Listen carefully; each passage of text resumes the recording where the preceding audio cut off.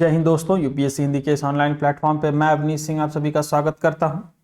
आज है हमारा ज्योग्राफी का डे 11। कौन सा 11वां दिन है आज हमारा, है ना। 11th डे है आज ज्योग्राफी का। देखते हैं हम आज के अपने प्रश्न। आप लोग बताइएगा कि ज्योग्राफी में ये मैप इंसर्ट किया गया है, थोड़ा पिक्टोग्राफिक बनाने की कोशिश की गई है। ये इनिशिएटिव आप लोगों को कैसा लग रहा है? और दूसरी बात कि हमारे इस प्रश्न की जो पीडीएफ है आपको हमारे इस टेलीग्राम चैनल पे मिल जाएगी, UPSC Hindi for civil services. ठीक, तो आइए चलिए शुरू करते हैं अपना पहला प्रश्न। फ्रांस को यूनाइटेड किंगडम से अलग करता है, फ्रांस को यूनाइटेड किंगडम से अलग करता है वो कौन सा चैनल है? चैनल है तो वो चैनल है, हालांकि मुझे पता है आपको डायग्राम में दिख रहा है, लेकिन ये आपको दिखाना ही था। कुल मिला के इंग्लिश चैनल, है ना। इंग्लिश चैनल क्या करता है कि फ्रांस को यूके से, फ्रांस को यूके से, ये देखिए ये रहा फ्रांस और ये रहा यूके, यूनाइटेड किंगडम। इसको अलग, इन दोनों को अलग कौन सा चैनल कर रहा है? इंग्लिश चैनल, ठीक ना, इंग्लिश चैनल। देखिए इंग्लिश चैनल के लेफ्ट हैंड साइड में अटलांटिक ओशन है, यहाँ पे, है ना। यहाँ पे नॉर्थ सी है, यहाँ पे क्या है? नॉर्थ सी है। यहाँ पे क्या है? आयरलैंड है। ये क्या है? आयरलैंड है। ये नॉर्दर्न आयरलैंड है ना। अभी इसी मैप से रिलेटेड आगे भी प्रश्न आएगा। चलिए देखते हैं, किस जलधारा को यूरोप का गर्म कंबल के उपनाम से जाना जाता है? किस जलधारा को यूरोप का गर्म कंबल के उपनाम से जाना जाता है? Gulf stream. गल्फ स्ट्रीम कहां से बहती है? आइए देखते हैं।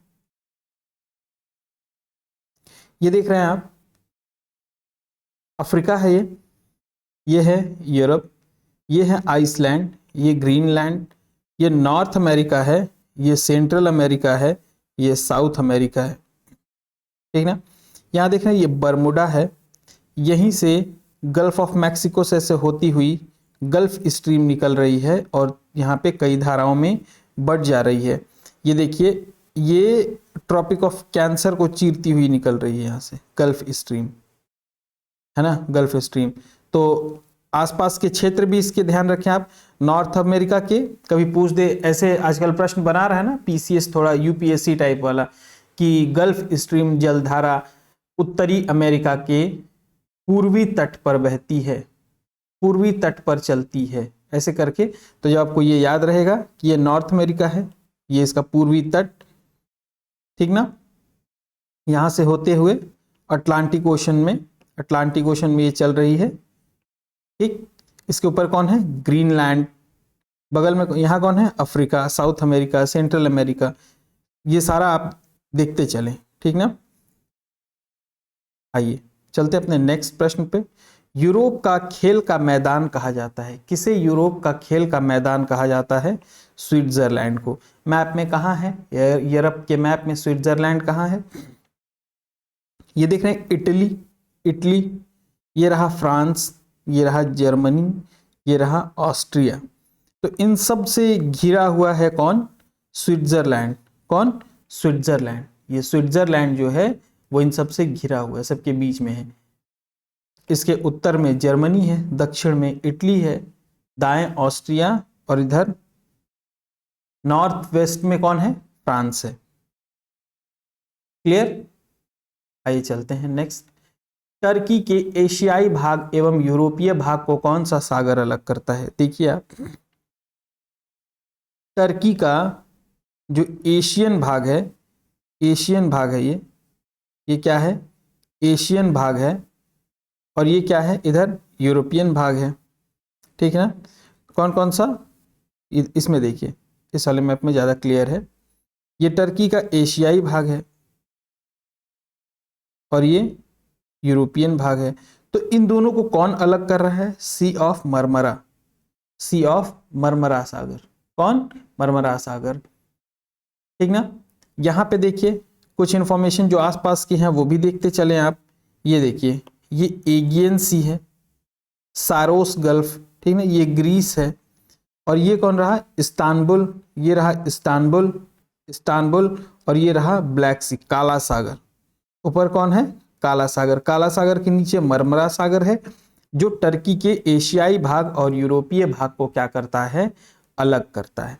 जो टर्की के एशियाई भाग और यूरोपीय भाग को क्या करता है, अलग करता है। ऐसे आपको मिलता है क्या लूसेंट बुक में पढ़ने के लिए?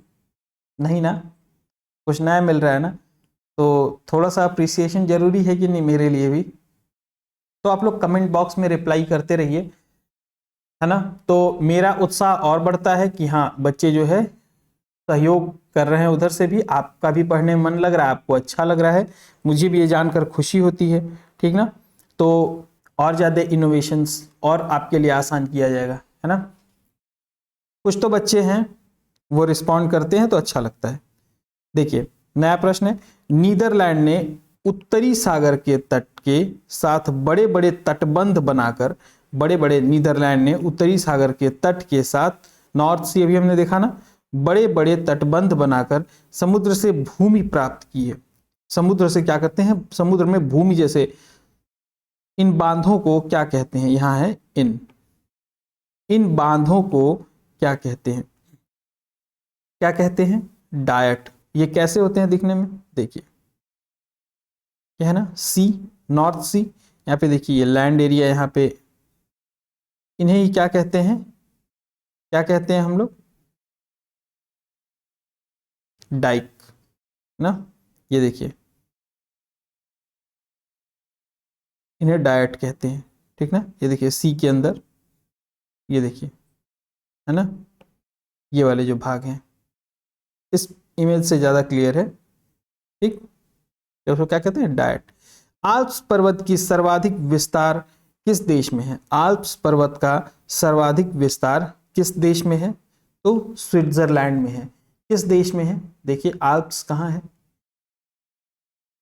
ये रहा स्विट्जरलैंड, और ये रहा आल्प्स। तो आल्प्स का विस्तार सर्वाधिक कहां पर है, स्विट्जरलैंड। ये रहा ऑस्ट्रिया, ऑस्ट्रिया रहा ये, ठीक ना। लेक मैग्योरे, लेक कोमो, ये रहा इटली, ये रहा जेनेवा, फ्रांस। फ्रांस के बगल में कौन है, इटली। फ्रांस के बगल में कौन है, इटली। ऊपर कौन है, जेनेवा। यहाँ ऑस्ट्रिया है और ये स्विट्जरलैंड है। तो ये आल्प्स पर्वत कहाँ पे है, अब आप पता चल गया आपको आल्प्स पर्वत कहाँ पर है, सबसे ज्यादा कहाँ पर फैला हुआ है, स्विट्जरलैंड में। इसके आसपास का भी क्षेत्र दिखाते चलता हूं, क्योंकि ऐसा तो नहीं ना है, ठीक है, ये प्रश्न में इनको नहीं इंक्लूड किया गया है, इटली, ऑस्ट्रिया, वियना, फ्रांस, इनको नहीं किया गया है, जेनेवा। लेकिन हमारे सिलेबस के तो बाहर नहीं है ना, ये हमारे सिलेबस के बाहर नहीं है ये, ठीक है ना। तो इसीलिए आसपास के भी क्षेत्रों को देखते चलें, आपके दिमाग में और कायदे से बैठेगा, ठीक। ग्रेट सेंट बर्नार्ड दर्रा किन दो देशों के मध्य स्थित है, ग्रेट सेंट बर्नार्ड दर्रा किन दो देशों के मध्य स्थित है, स्विट्जरलैंड और इटली। ग्रेट सेंट बर्नार्ड दर्रा, ये रहा स्विट्जरलैंड, और ये रहा इटली, और ये रहा सेंट बर्नार्ड दर्रा। तो किसके किसके मध्य स्थित है, स्विट्जरलैंड और इटली। इटली के नीचे कौन है, फ्रांस है। नेक्स्ट, ब्रेनर दर्रा किन दो देशों के मध्य स्थित है, ब्रेनर दर्रा किन दो देशों के मध्य स्थित है, तो ऑस्ट्रिया और इटली, ऑस्ट्रिया और इटली, है ना, ऑस्ट्रिया और इटली। तो यहां नीचे रहा इटली, तो ऑस्ट्रिया और इटली के बीच में है कौन सा दर्रा है, यहां पर इन दोनों के बीच में, ऑस्ट्रिया और इटली के बीच में ब्रेनर दर्रा। नेक्स्ट, पेरिनीज पर्वत किन दो देशों के मध्य सीमा बनाने वाला पर्वत है, पेरिनीज किसके किसके मध्य सीमा बनाता है, स्पेन फ्रांस, फ्रांस और स्पेन के मध्य बनाने वाला पेरिनीज पर्वत। स्पेन कहाँ है, फ्रांस कहाँ है, ये देखिए यहाँ पे है पेरिनीज। पेरिनीज कहाँ पे है, स्पेन फ्रांस के बीच में है। ये देखिए यहाँ स्पेन है, ये फ्रांस है, ये पुर्तगाल याद है आपको? हिस्ट्री में क्यों पढ़ा जाता है पुर्तगालियों को?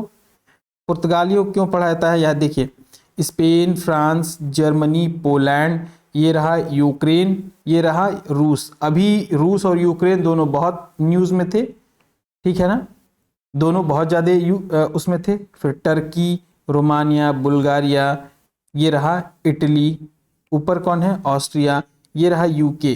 अच्छा, यूके किन किन देशों को मिला करके बनता है यूके? United kingdom. अगर ये प्रश्न कभी पूछ दे तो अभी आगे आएगा। इटली की गंगा किसे कहा जाता है? पो नदी को। किसको कहा जाता है? पो नदी को। किस देश को भूमि व जलवायु की दृष्टि से लघु यूरोप कहा जाता है? किसे कहा जाता है? फ्रांस को। फ्रांस कहाँ पे है? स्पेन के बगल में है। स्पेन के बगल में है ये फ्रांस। इसको क्या कहा जाता है? फ्रांस है, स्पेन के बगल में। इसको लघु यूरोप की संज्ञा दी गई है। इसको ही क्या किया गया है? लघु यूरोप। ये भूमि और जलवायु में इसका इतना ज़्यादा प्रभाव है पूरे यूरोप में कि इसको लघु यूरोप की संज्ञा दे दी गई है। ग्रेट ब्रिटेन के अंतर्गत कौन से 3 देश शामिल हैं? आ गया ना? ग्रेट ब्रिटेन के अंतर्गत कौन, यानी ऐसे पूछे किन किन देशों को मिला करके ग्रेट ब्रिटेन बनता है? इंग्लैंड, वेल्स और स्कॉटलैंड। इंग्लैंड, वेल्स और स्कॉटलैंड। देखिए मैप में कहाँ है ये? देखिए ये रहा इंग्लैंड,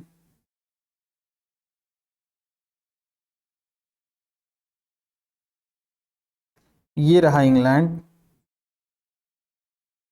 ये रहा स्कॉटलैंड और वेल्स यहाँ नीचे है।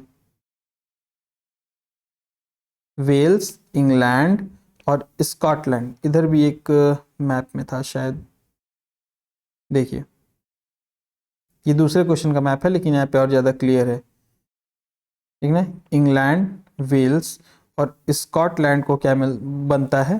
तीनों को मिला करके ग्रेट ब्रिटेन, यूके, ठीक ना। तीनों को मिला करके क्या बनता है? Great Britain. क्या बनता है? ग्रेट ब्रिटेन बनता है। और इसमें पूछ रहा है कि यूके किन दो देशों से मिला करके बनता है? यूके, यूनाइटेड किंगडम, वो तो था ग्रेट ब्रिटेन। अच्छा, कई लोग England, great Britain, United kingdom सबको एक ही जानते हैं, ठीक ना। तो यहां पे आज आपको क्लियर हो जाएगा कि यूके उत्तरी आयरलैंड और ग्रेट ब्रिटेन। देखिए यहां पे समझिए ऐसे, उत्तरी आयरलैंड ये वाला हिस्सा, और ये पूरा रहा सॉरी एक मिनट, इसको ध्यान से समझिए आप, इसको एक बार ध्यान से समझिए। देखिए ये रहा पूरा आयरलैंड, ये रहा क्या? पूरा आयरलैंड। इसमें उत्तरी आयरलैंड, उत्तरी आयरलैंड और ग्रेट ब्रिटेन। ग्रेट ब्रिटेन किससे मिलकर बना हुआ है? 3 देशों से, स्कॉटलैंड, इंग्लैंड और वेल्स से मिलकर के क्या बना है? Great Britain. और जब ग्रेट ब्रिटेन और उत्तरी आयरलैंड को मिला देंगे हम लोग तो क्या बन जाएगा? वो क्या बन जाएगा? UK, United kingdom. United kingdom बन जाएगा वो, है ना, यूनाइटेड किंगडम। समझ में आ गया? इसको एक बार फिर से खुद से मैप बना लीजिएगा देख करके। आप बताइएगा कि क्या अगर ये प्रश्न परीक्षा में आता तो आप कर लेते? जरूर बताइएगा। किन देशों को संयुक्त रूप से कॉकेशस राज्य कहा जाता है? बताइए, किन देशों को संयुक्त रूप से कॉकेशस राज्य कहा जाता है? किन, या फिर ऐसे पूछ दे, कॉकेशस में से कौन सा निम्न राज्य नहीं शामिल है? कॉकेशस राज्यों में कौन सा निम्न राज्य नहीं शामिल है? अगर ऐसे आपसे पूछ दे तो आपका उत्तर क्या होगा? क्या आपको पहले से मालूम था?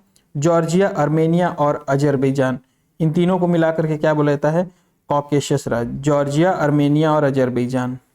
जॉर्जिया, आर्मेनिया और अजरबैजान, ये तीनों को मिला करके क्या बोला जाता है? कॉकेशस राज्य, है ना। यूक्रेन का सबसे बड़ा कोयला उत्पादक क्षेत्र है, यूक्रेन का सबसे बड़ा कोयला उत्पादक क्षेत्र है डोनेट्स्क। यूक्रेन कहाँ पे है? अभी देखा था हम लोगों ने, रूस के जस्ट बगल में यहाँ पे क्या है? यूक्रेन। यूक्रेन की राजधानी कहाँ पे है, बताइए आप लोग। यूरोप को अफ्रीका से अलग करने वाली जल संधि, यूरोप को अफ्रीका से अलग करने वाली जल संधि कौन सी है, जिब्राल्टर जल संधि। देखिए ये रहा अफ्रीका, मोरक्को सबसे ऊपरी भाग, ये रहा यूरोप, इनको अलग कर स्ट्रेट ऑफ जिब्राल्टर, कितने किलोमीटर का है, 13 किलोमीटर का है। इसके बगल में अटलांटिक ओशन और ये मेडिटेरेनियन सी, इन दोनों को ये जोड़ने का भी काम करता है, इन दोनों को अलग करता है, इन दोनों को जोड़ता है। नेक्स्ट, कॉन्टिनेंट ऑफ कॉन्टिनेंट्स की संज्ञा दी गई है किसको, अफ्रीका को। कॉन्टिनेंट ऑफ कॉन्टिनेंट्स, अफ्रीका में कौन कौन से देश हैं, ये सारे देशों को एक बार देख डालिए पॉज करके कि अफ्रीका में कौन कौन से देश हैं, देख डालो आप लोग सब लोग ना, अफ्रीका में कौन कौन से देश हैं। नेक्स्ट, अफ्रीका की सबसे बड़ी झील विक्टोरिया, मकर कर्क एवं विषुवत, ये विषुवत रेखा है, ये विषुवत में से किस रेखा से गुजरती है, विक्टोरिया मकर कर्क, विक्टोरिया से कौन सी रेखा गुजरती है, ऐसे समझिए विक्टोरिया झील से कौन सी रेखा गुजरती है, तो विषुवत वृत्त, विषुवत वृत्त गुजरती है। देखिए यहाँ पे ये इक्वेटर लिखा हुआ है, यहाँ पे ये इक्वेटर लिखा हुआ है यहाँ पे, तो ये देखिए कहाँ से गुजर रही है, देखिए है ना, ये रहा आपका lake Victoria, lake Victoria Tanzania के ठीक ऊपर है लेक विक्टोरिया, और इससे होकर के कौन सी रेखा गुजर रही है, इक्वेटर, विषुवत वृत्त। पिग्मी अफ्रीका के किस क्षेत्र में पाई जाती है, तो कॉन्गो बेसिन। कॉन्गो बेसिन कहाँ पर है, ये देखिए कॉन्गो बेसिन यहाँ पर है, लेक विक्टोरिया के बगल का क्षेत्र है। सहारा में पाई जाने वाली वह कौन सी जनजाति है जो विदेशी पर्यटकों के लिए मार्गदर्शन का काम करती है, मार्गदर्शन का काम करती है, तुआरेगा। कौन, तुआरेगा, तुआरेगा जनजाति है, ठीक ना। ये मैप शायद पिछले उसका है, ये इसमें आ गया है, थोड़ा सा और क्लियरिटी आएगी इससे। देखिए यह है 0 डिग्री इक्वेटर, ये लेक विक्टोरिया से होकर के गुजर रहा है, यहाँ पे भी देख लीजिए, राइट। तो ये थे हमारे आज के 20 प्रश्न। चलिए आज के 11वां डे का जो है ये वीडियो समाप्त हुआ, मिलते हैं अब अगले दिन अपने लेक्चर नंबर 12 के साथ। थैंक यू, जय हिंद।